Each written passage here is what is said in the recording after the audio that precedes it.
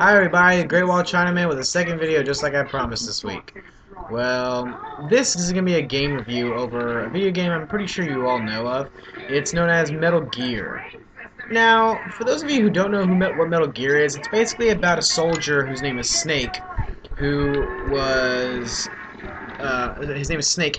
He's supposed to basically take down these new kinds of nuclear launching weapons known as Metal Gear.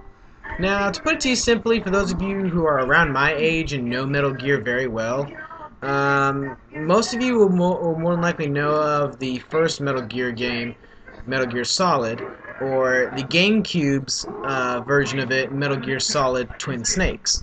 Well, it's the same thing, but honestly, why fix what wasn't broken in Metal Gear 1? I mean, seriously? They had to do a reboot of it? I mean, really? There's nothing wrong with Metal Gear 1 in the first place. Anyways, but long story short, Metal Gear Solid, I cannot complain, was a really good game, no doubt. Now, at first, when I first played Metal Gear Solid, it had its problems, yes, but at the time, you never really thought of it like that, you know? I mean, unless you're a combat specialist and actually think about these sort of things, or if you were active military back then, you probably wouldn't have played this game because you're obviously active duty, or you may have had some time to play it and you were like, okay, well, as a soldier who would be on one-man infantry, it seems kind of odd, you know, that he wouldn't know how to do this sort of thing, or know how to go around that, or even the ability on the controller to do that. Well, to not make it so complicated, this is what had happened, you know, and all that, and this is how the turnout was for the game series. Well, for Metal Gear, I'm going to do a review over the first 5 popular games of Metal Gear in general, which hit the mainstream very well. We're gonna start off with Metal Gear 1. Metal Gear Solid 1 was, I'm not gonna lie, was probably one of the cornerstones of Metal Gear to begin with. The reason why is because there were previous Metal Gear games that were released, but they were mostly arcade versions or Game Boy versions of it, and they were really pixelated, you know, and all that, which is understandable because it's fucking Game Boy, right? And it was arcade back then in the 80s. Well, even so, Metal Gear held its own during the 80s and 90s and of course 2000s while it was active. It was just like Mega Man X. Mega Man and Mega Man X. It was just like it. Now, for Metal Gear, it was a really simple game, really simple objective which was to destroy Metal Gear. That's fucking it. Now, of course, in Metal Gear, I had thought so many times that there was going to be some plot holes and problems with the game to begin with. Well, no, there wasn't. I mean, when I first started playing Metal Gear Solid again, just so I can reminisce and, you know, have a bit of nostalgia, Metal Gear Solid didn't have many plot holes that didn't need to be filled in because they were already taken care of. Like, obviously, one of the things they thought of was which was this, you know, do we need to destroy Metal Gear? No, Snake, we don't have to destroy Metal Gear. You know, you could just, you know, kill the terrorists who are... You could just kill, you know, the Foxhound unit who are trying to activate Metal Gear and all that, or you can disable their ability to activate Metal Gear, or you can probably just, you know, kill the head honcho there, or you can get rid of the ways they can activate it. You know, simple as that. They came up with many kinds of possibilities to stop Metal Gear without then just destroying it. Although many of you who are gamers already knew you were going to have to fight this gigantic thing anyway, but you know, it's just to build up suspense and, of course, you know, eliminating the possibilities of you trying to solve this thing peacefully. Now, with Metal Gear Solid 1, I loved the enemies. I loved the bosses. Why? Because they had so many unique abilities and so many unique ways to beat the game. To beat the enemies, you couldn't figure it out all at once. And this was one of the things of the game that added much irritation to it, but for a good reason. Like, for instance, a good instance, okay? The first boss you faced was Ocelot. He was a gunslinger who was really good at what he could do, being able to traject his bullets off of angles and walls and being able to hit you and everything else, which kind of fit his place because he used, you know, bullets from a revolver and he used the ricochet effect to hit you, which was really good. I'm not gonna lie, it was really good, really well thought out. Now, the second kind of enemy you went up against was a tank, and you gotta figure this. Back then, Metal Gear Solid 1 was supposed to be placed in the future of like 2000, 2002, and of course we never really knew what we were capable of creating back then. So you gotta give them credit for that, saying that a tank was ran on electronics and had automatic targeting systems, which I'm pretty sure they have that nowadays. I don't know for sure. I haven't looked at army equipment lately, so fuck off if you're gonna try and bitch me out for it. But anyway, so the easiest way to think of this out was, the game didn't tell you how to get past a gun and the freaking, the tank and everything else and try to defeat it. It didn't give you that, it didn't have to go, whoop, hey Snake, if you want to get past the gun, da da da da. You had the option to do that. Basically, it was going to tell you that if you wanted it to. So you had that option for that to happen. So there you go, bada boom.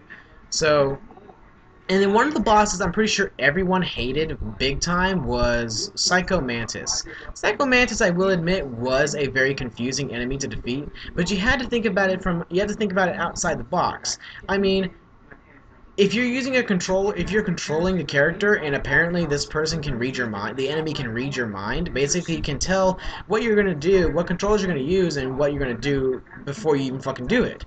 It's kind of obvious, it's kind of, a little like overpowering for the game to have this, but you got to understand this, it's supposed to be a different kind of game where you actually have to think on how to solve this problem. So the game didn't really tell you to switch the controller ports, the controller from 1 to 2. It didn't tell you how to do that. You just had to figure it out for yourself.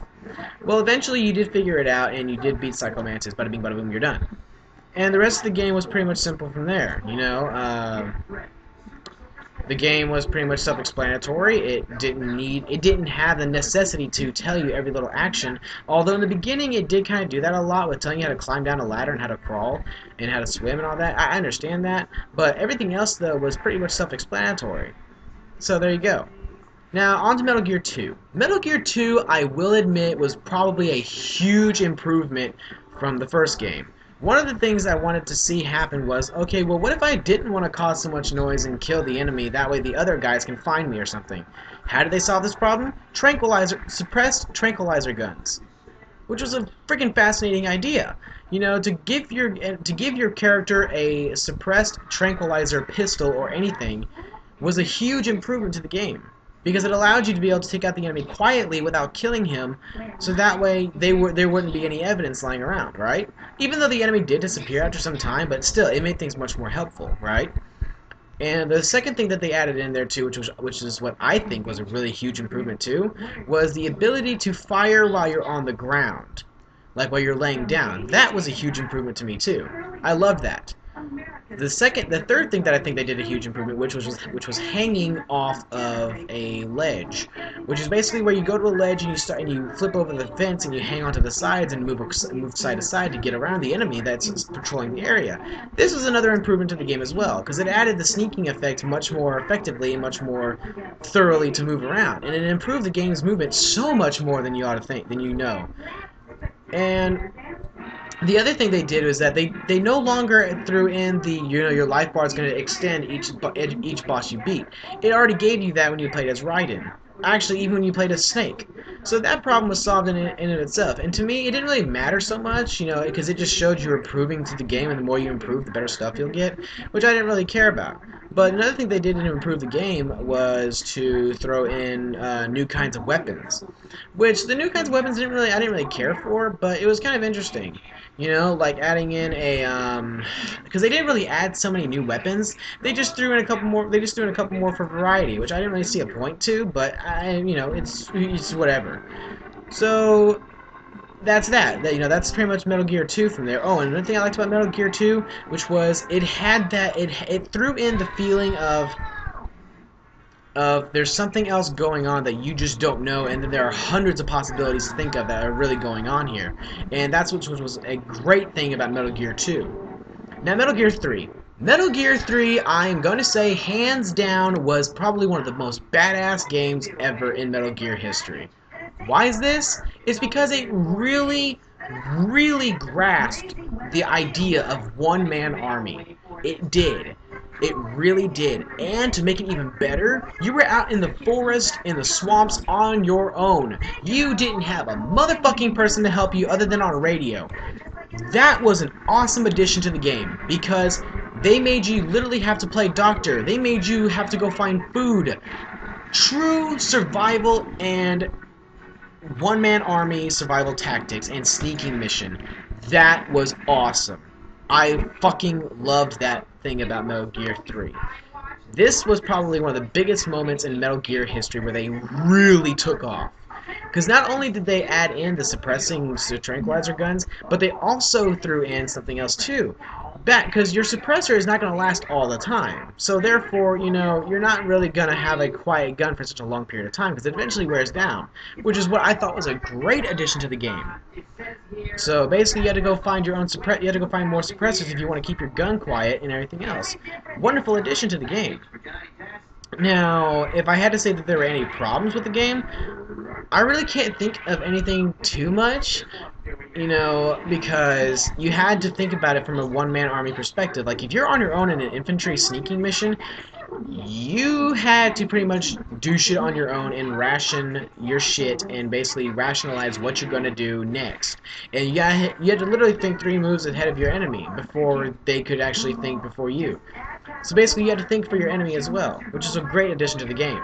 You know, a great real feel to the game. It made you feel like you were really being Snake and you really had to walk around through shit.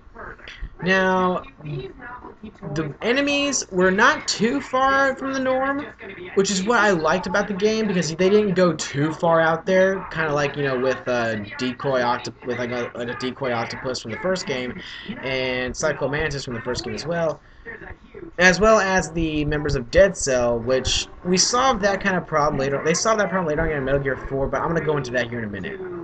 So there weren't too extraordinary enemies. It was just pretty simple from there, you know? And of course, you had to escape the jungle somehow, so of course they threw that in there too, which is what I fucking loved about the game. Now, for the fourth game I will say was fucking amazing. Metal Gear 4 Guns of the Patriots was fucking amazing. I personally have never played it, but I've seen the layout and I've seen the entire walkthrough and play game through. I've seen the entire thing. I know enough to at least give my own opinion about it. From what I've seen, it's pretty much the same kind of feel as Metal Gear 4, except with more kind of technology, because you have to take into effect that Metal Gear 3 was a prequel game. It was set in the 60s. So, you know, you had to take into effect that there was better technology, you know, from where Metal Gear 4 was placed in. And Metal Gear 4 was actually placed in 2 years from now, like in the future, like 2 years from today into the future. Yeah, so anyways, they had to improve technology from there. But the game was released in 2010, or I'm sorry, 2010 or 2009, so they didn't know exactly what kind of technology was going to be released then. But then again, do we even know what kind of technology we have out there? Not really. We don't really know for sure. Well, the general public doesn't know for sure. But with Metal Gear 4, they did really well with the outcome and turnout of the game. So, and I looked at it, and it actually came up with your own, same thing, one-man army, you're on your own, fuck everything else, but you had someone who was there behind the scenes helping you as well. And this guy was the arms dealer. I can't remember his name, but you can say in the comments below if y'all want to. If you want to say his name, you want to get real technical or bitchy about it, but I'm not going to be a stubborn dick about it, so I just want to move on. So, about Metal Gear 4, I didn't notice too many problems in the game. Actually, this was the first game I actually noticed something was kind of off, which was, you know, there was no real point to having your own arms dealer. It's because throughout Metal Gears 1, 2, and 3, you had to search for your own shit. So I didn't really see a point to having the arms dealer, but then again, it was kind of nice thinking that, you know, if I did happen to fuck up, or if I did happen to need suppressors, I could just go and buy some from some random dude. You know, that was kind of a cool thing, so I'm not going to complain too much about that. Anyways, I see that I'm running out of time here because the YouTube thing only allows me to have a 15-minute video. So I'm going to conclude this one, and I'm going to do another video. This is still 2 videos in total because it's concluding up to my this second video right here. So just give me a minute, and I'll upload it here in a second, okay? See you in a sec.